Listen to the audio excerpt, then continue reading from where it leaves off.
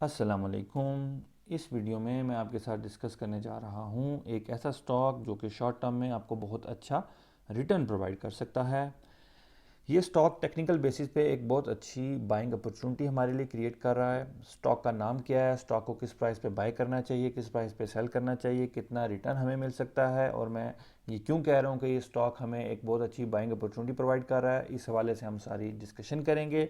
लेकिन उससे पहले अभी से ही वीडियो को लाइक कर दें, और अगर आपने मेरे चैनल को अभी तक सब्सक्राइब नहीं किया हुआ तो सब्सक्राइब लाजमी कर दें। अच्छा जी, जो हमारी आज की डिस्कशन है वो दो हिस्सों में डिवाइडेड होगी। सबसे पहले मैं आपके साथ डिस्कस करूंगा कि क्यों ये स्टॉक हमें एक बाइंग अपॉर्चुनिटी प्रोवाइड कर रहा है, यानी कि क्या रीजंस हैं जिसकी वजह से हमें इस स्टॉक को बाय करना चाहिए, कौन सी ऐसी इंडिकेशंस हैं, कौन से ऐसे इशारे हैं जिसकी वजह से हमें ये लगता है कि इस स्टॉक को टेक्निकल बेसिस पे बाय कर लेना चाहिए। जब हम ये समझ लेंगे कि क्यों इस स्टॉक को बाय करना चाहिए, तो फिर हमारा दूसरा जो हिस्सा है डिस्कशन का वो शुरू होगा, और वो ये होगा कि हमने किस प्राइस पे बाय करना है और किस प्राइस पे सेल करना है, और कितने परसेंट हमें रिटर्न होगा, कितना हम मुनाफा इससे कमा सकते हैं। तो ये दो हिस्से होंगे हमारी आज की डिस्कशन के।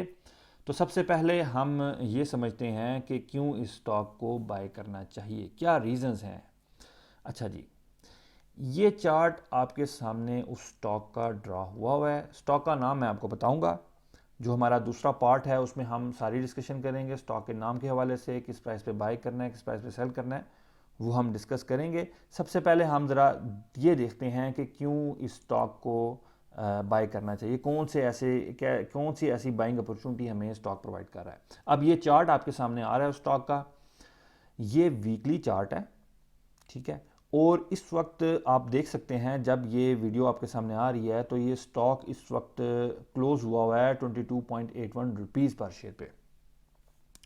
सबसे पहले जो चीज़ आपने नोट करनी है वो ये है कि ये जो लाइन आपके सामने मैंने ड्रॉ की है, ये जो ब्लू लाइन ड्रॉ की है, ये इसकी अप ट्रेंड की लाइन है। ठीक हो गया। तो एक चीज़ तो अभी से आपको पता लगी, ये स्टॉक अप ट्रेंड में मूव कर रहा है। ठीक है। अच्छा, इसकी जो इस वक्त एक स्ट्रॉन्ग सपोर्ट है वो मैंने ब्लैक लाइन से ड्रॉ की है, और जो इसकी स्ट्रॉन्ग रेजिस्टेंस है वो रेड लाइन से आपके सामने ड्रॉ हुई हुई है। अब आपके लिए जो समझने वाली चीज़ है वो ये है कि ये जो मैंने एक सर्कल ड्रॉ किया है, इस जगह पे आप ज़रा नज़र रखें। आपके लिए जो समझने वाली चीज़ है वो ये है कि अगर आप देखें, ज़रा मैं जूम इन कर दूं, तो आप ये देखते हैं कि इस वक्त ये जो स्टॉक है ये अपनी जो सपोर्ट है उसके भी करीब है, जो इसकी ट्रेंड लाइन है उसके भी करीब है। आपको पता है कि स्टॉक जो होता है उसको उस वक्त बाय किया जाता है जब वो अपनी अप ट्रेंड लाइन के बिल्कुल करीब आए, उस जगह पे बाय कर लिया जाता है, क्योंकि उसके बाद स्टॉक जो है वो वापस ऊपर जो है वो जाता है, ऊपर जो है रिबाउंड करता है। इस केस में इसकी जो अप ट्रेंड लाइन है और इसकी जो सपोर्ट है दोनों करीब करीब जो है वो पड़ रही हैं, यानी कि अप ट्रेंड लाइन के करीब भी ये स्टॉक है और उसके साथ इसकी जो सपोर्ट है वो भी बिल्कुल अप ट्रेंड लाइन के साथ पड़ रही है। तो ये एक बहुत ही स्ट्रॉन्ग सपोर्ट एरिया जो है वो क्रिएट कर रहा है। अप ट्रेंड लाइन इटसेल्फ एक सपोर्ट होती है, उसके ऊपर जो इसकी नॉर्मल सपोर्ट है वो भी लाइक आ रही है, तो एक बड़ी स्ट्रॉन्ग सपोर्ट एरिया जो है वो क्रिएट हो रहा है, और हमारे लिए एक बहुत अच्छी अपॉर्चुनिटी जो है वो नज़र आ रही है कि अगर हम इसको इस जगह पे ये थोड़ा सा नीचे आए अपनी अप ट्रेंड लाइन के करीब, तो इसको अगर हम बाय कर लें तो बहुत ज़्यादा चांसेस हैं कि ये स्टॉक यहाँ से रीबाउंड करेगा और ऊपर जाएगा और हमें एक बड़ा अच्छा जो है रिटर्न प्रोवाइड करेगा। अप ट्रेंड लाइन के करीब बाय करना इट्सेल्फ एक बड़ी अच्छी अपॉर्चुनिटी होती है। तो अप ट्रेंड लाइन के साथ अगर सपोर्ट भी आपकी उसी जगह पड़ रही है तो ये तो सोने पे सुहागा हुआ। ठीक है। तो हमारे लिए ये एक बहुत अच्छी बाइंग अपॉर्चुनिटी जो है प्रोवाइड कर रहा है। लेकिन एक और चीज़ है इसके अलावा, यानी कि ये जो एक इंडिकेटर है यही हमारे लिए काफ़ी है स्टॉक को बाय करने के लिए, लेकिन हमारे लिए एक और चीज़ भी है जो हमारी जो बाइंग कॉल है उसको स्ट्रेंथन कर रही है, उसको मज़ीद तकवीत दे रही है। और वो क्या है कि अगर आप इसकी RSI को देखते हैं तो आपको पता लगता है कि इसकी RSI इस वक्त 29.3 है, यानी कि ये स्टॉक इस वक्त एक्सट्रीमली ओवरसोल्ड है। वीकली बेसिस की मैं बात कर रहा हूँ।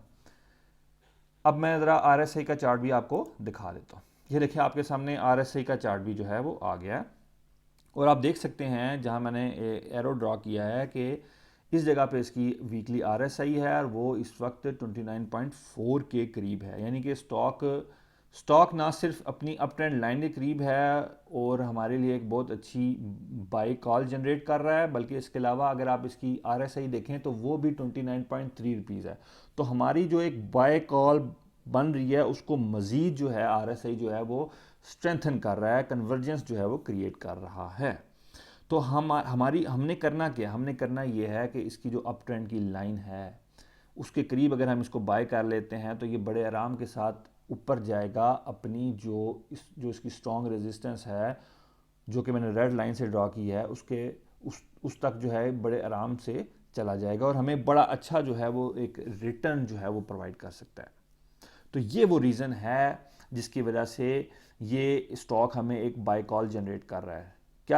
कौन सी रीज़न है? नंबर 1, ये स्टॉक इस वक्त अपनी जो अप ट्रेंड लाइन है उसके बिल्कुल करीब है, उसके साथ जो इसकी सपोर्ट है वो भी उसी जगह पे लाई कर रही है, फिर इसकी जो वीकली RSI है वो 29.3 है। तो ये 3 रीजंस मिलकर हमें एक बाय कॉल जो है वो जनरेट कर रही हैं।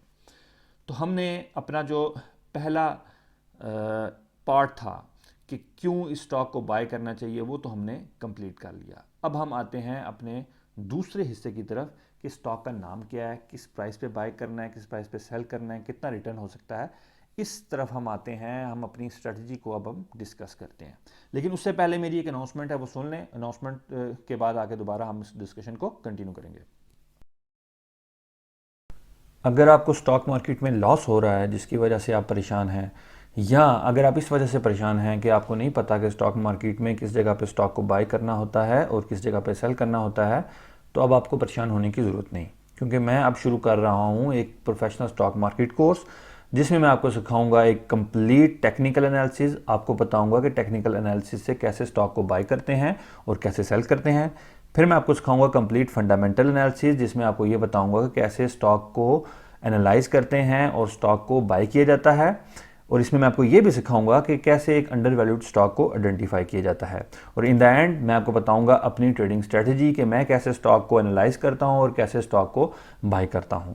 इस स्टॉक मार्केट कोर्स की फ़ीस है सिर्फ 4,000 रुपये, और अगर आप इस स्टॉक मार्केट कोर्स को ज्वाइन करना चाहते हैं तो आपकी स्क्रीन पर जो व्हाट्सएप नंबर आ रहा है, इस व्हाट्सएप नंबर पर टेक्स्ट करें और स्टॉक मार्केट कोर्स को ज्वाइन कर लें।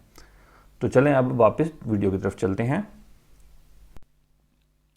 अच्छा जी, अब हम ज़रा अपनी जो स्ट्रेटजी है उसको डिस्कस कर लेते हैं। देखें जी, जिस स्टॉक की हमने अभी डिस्कशन की उस स्टॉक का नाम है पाक इलेक्ट्रॉन लिमिटेड, PAEL इसका शेयर सिंबल है। रीजंस क्या हैं बाय कॉल की, वो मैं आपके साथ ऑलरेडी डिटेल में डिस्कस कर चुका हूँ, लेकिन मैंने यहाँ लिख भी दी है। अब बाय प्राइस क्या होगी? बाय प्राइस आपने रखनी है 21.5 से 22 पर शेयर। 21.5 से 22 रुपये के दरमियान आप इस स्टॉक को ख़रीद लें, क्योंकि इसके इर्द गिर्द जो है इसकी अप ट्रेंड की लाइन और इसकी जो सपोर्ट है वो पड़ रही है। जब मैं वीडियो बना रहा हूँ उस वक्त जो है इसकी जो बाय प्राइस है वो ये बनती है, यानी कि 21.5 से 22 रुपये के दरमियान आप इस स्टॉक को बाय कर लें। तो टारगेट प्राइस आपने रखना है 29 इसकी रेजिस्टेंस है, जो कि मैंने आपके साथ जैसे डिस्कस किया कि ये स्टॉक अपनी रेजिस्टेंस तक जा सकता है। तो वो जो रेजिस्टेंस है वो 29 रुपये पे पड़ रही है।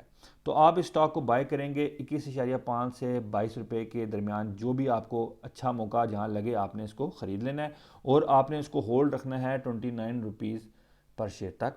तो आपका जो एक्सपेक्टेड रिटर्न है वो होगा 35%।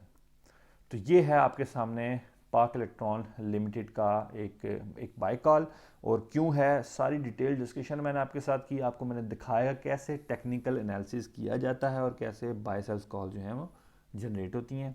और उम्मीद है आपको ये जो एनालिसिस है ये अच्छा लगा होगा। अगली वीडियो तक के लिए मेरी तरफ से खुदा हाफिज़, फ़ी अमानिल्लाह।